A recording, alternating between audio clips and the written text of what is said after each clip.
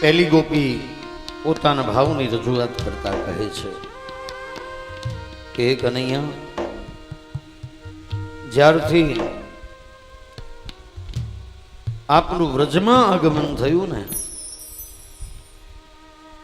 ત્યારથી વ્રજનો મહિમા વધ્યો છે. જયતી તે અધિકમ જન્મના વ્રજ.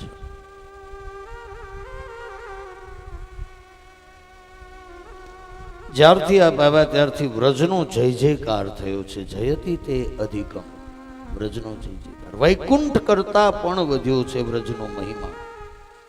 અને એટલા માટે તો વ્રજને પૃથ્વી ઉપરનું વૈકુંઠ કહેવામાં આવ્યું છે. વ્રજને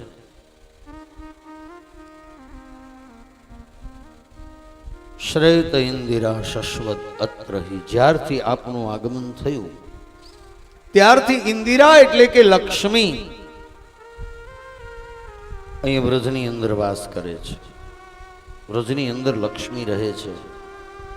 મેં તે દિવસે ગાયું હતું ને, ભગત બાપુની એક પંક્તિ ગાઈ હતી.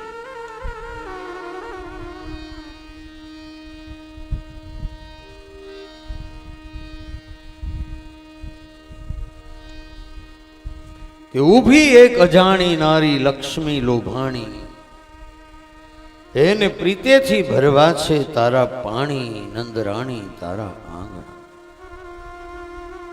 તો જ્યારથી પ્રભુ આપ પધાર્યા છો ત્યારથી શ્રેત ઇન્દિરા, ઇન્દિરા યાને કે લક્ષ્મી, ત્યારથી લક્ષ્મીજીનો વાસ એ વ્રજની અંદર થયો છે. સ્વૈ ધૃતાશ્રવસ્તામ વિચિત્યતે. અને એટલા માટે કૃષ્ણ, અમે આપનું ચિંતન કરીએ છીએ, આપનું ભજન કરીએ છીએ, અને આપ અમને આવી રીતે છોડીને જતા રહ્યા. આ ક્યાંનો ન્યાય છે? અમને આ રીતે છોડીને જવું ઉચિત છે? બીજી ગોપી કહે છે, કનૈયા, આ શરદ ઋતુ અને શરદ ઋતુની અંદર ખીલેલા કમળ અને એ કમળના જે પત્ર હોય ને એવા આપના નેત્ર છે. શરદ ઉદાસ એ સાધુ જાત સદ. એ શરદ ઋતુની અંદર ખીલેલા કમળ અને કમળના પત્ર જેવા આપના નેત્ર છે. અને નેત્ર રૂપી બાણોથી હે કૃષ્ણ આપે અમારો વધ કર્યો છે. ને હકીમ વધ. એ કમળના પત્ર રૂપી નેત્રો દ્વારા આપે અમારો વધ કર્યો છે.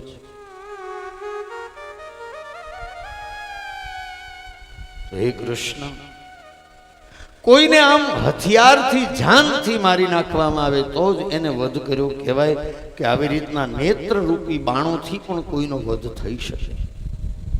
આજે આપે આપના નેત્રો રૂપી બાણથી અમારો વધ કર્યો છે. ને હકીમ વધ. બીજી ગોપીએ પોતાનો ભાવ પ્રગટ કર્યો એટલે ત્રીજી ગોપી કહે છે કે કનૈયા, જો આમ જ તારે અમને મારવા હતા, તારા નેત્ર રૂપી બાણોથી અમને મારવા હતા, તો પછી વિષજલાપ્યયાદ વ્યાલ રાક્ષયાદ. એક બાજુ ઠપકો પણ આપે છે અને એક બાજુ વખાણ પણ કરે છે. ગોપી ઠપકો આપતા કહે છે કે જો તારે આમ જ મારવા હતા તો પછી આનાથી બચાવ્યા શું કામ? અને બીજી બાજુ કહે છે કે જો તું હતો તો તે અમારી રક્ષા કરી. શેનાથી? તો કે વિષજલાપ્યયાદ, યમુનાજીના વિષૈલા જળથી અમારી રક્ષા કરી છે. વિષજલાપ્યયાદ.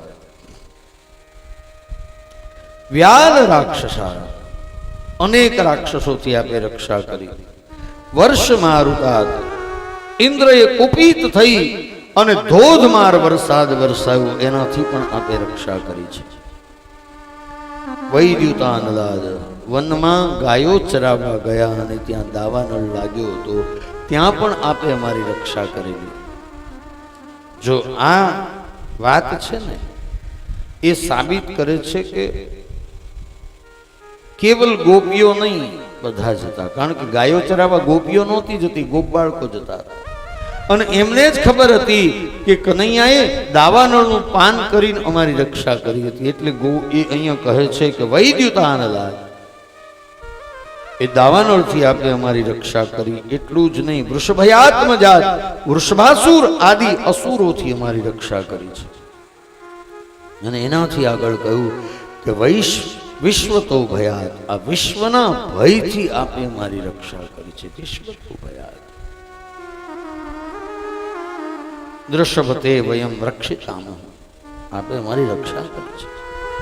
હવે જો આમ નેત્રરૂપી બાણથી મારી અને અમને છોડીને જતું રહેવું હતું, આવી રીતે અમારો વધ કરવો હતો, તો પછી શું કામ બચાવ્યા? બચાવવાનું કારણ શું?